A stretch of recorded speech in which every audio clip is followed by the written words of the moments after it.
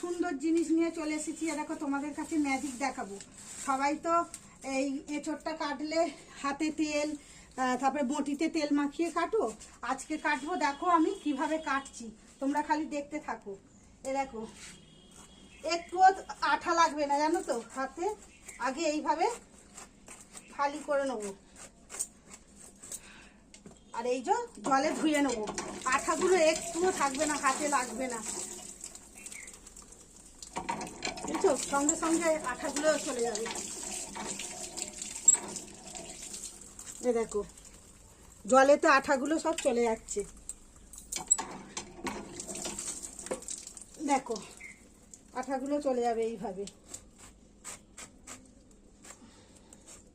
এই দেখো, হাতে আঠা লাগবে না, জল লাগবে, এই তেল লাগবে না একটু।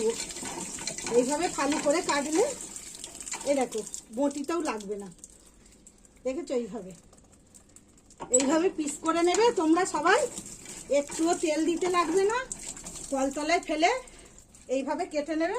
চলো বন্ধুরা, আমি এখন এবার কেটে নিই, আসছি, টাটা।